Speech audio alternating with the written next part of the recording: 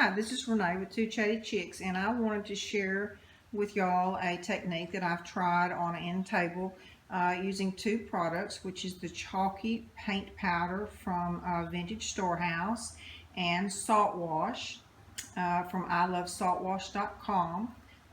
What I did is I mixed the chalky paint powder, 2 tablespoons of the powder to 1 tablespoon of water. I mixed that really well using the little stir here, which I just absolutely love, mixing my small paints like that. And as you can see, this is the color, and it's really kind of runny, but this is some paint that I've had for a long time, and I just wanted to see if the project was going to work.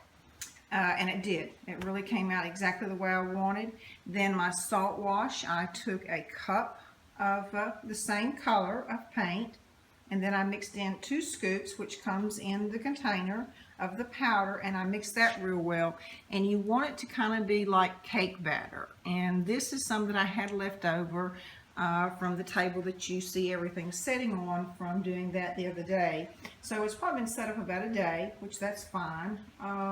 It's a little bit thicker than what it was, but I'm not going to add anything to it. I'm going to go with just what I've got going here. And as you can see, these are some of the details of what I did and why. I really didn't want the whole tabletop to be that finish. I just wanted it in certain areas. So what I did is I took my first mixture of the chalk paint powder and the paint, and I applied it to the table, and then I'm going to come back and I'm going to add the salt wash, and I'll show you how to do that on the next step. As you can see, I've already painted 2 of the legs here.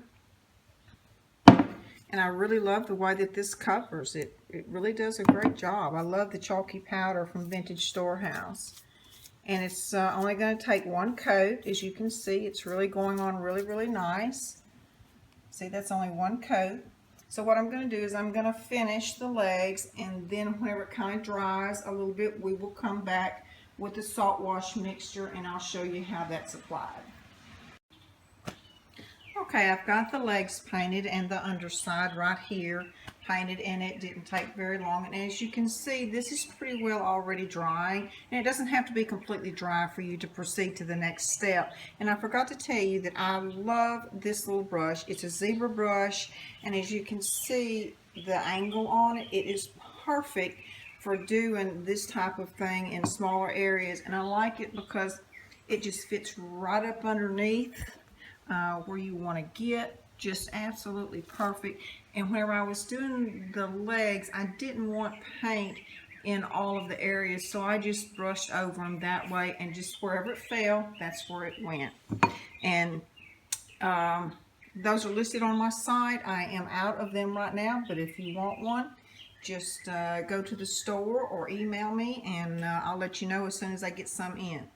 Now for the next process, I'm using a salt wash, which is, like I said before, is approximately 1 cup of paint. I didn't really measure, I just poured, but about 1 cup of paint, and then I used 2 scoops of the powder. You mix it up like cake batter, and then you're just going to use a cheap chip brush. That's all you need. And you're going to reach down in there and dabby up some paint like this, and then you can kind of see where I've already put it in certain areas. And so I just chose the areas that I kind of wanted to hit, and all you do is pounce and dab and push wherever it is, and you see those little peaks, that's what you want. And then what you're going to do is you're going to let that dry to a certain stage. You can still see the shine in it, but yet it has a dull look to it. And whenever that happens, you're going to come back with another chip brush, and you're going to drag it in certain directions, or not really certain directions, any direction you want to go. Doesn't matter. But whenever it gets to that point, we'll come back and I'll show you how that's done. But it's just this simple. You just pick out where you want, and you just dab like that. And I'm just doing it kind of in random. Some places I want more raised areas than I do in others, but that's how easy it is to do. You're just going to pounce it and push it wherever you want the rough areas to be. So I'm going to do that, and once that's done and it reaches the point of whenever it needs to be dragged, I'll come back and show you how that's done. Okay, I've got all of that on, and I wanted to show you the top kind of how I randomly just applied in areas. Sorry for the glare, nothing I can do about that, but I think you can kind of see, and there's areas where I have it higher peaked than others, and some of them I will drag and some of them I won't, because as you can see, I wanted some places to be really knobby, so and give it that really chippy look. So some of the places I didn't pull down, like here, as you can see, I pulled those down.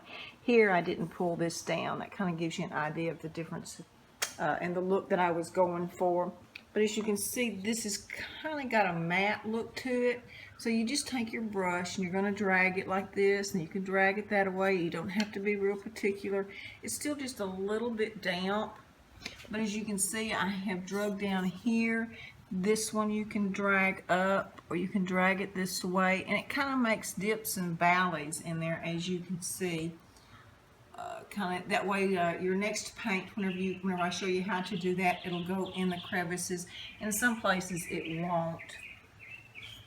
But on this leg over here, I'm just going to pull that down. See, that's just perfect. See how it's pulling? And then you can pull it that way or that way. It doesn't really matter.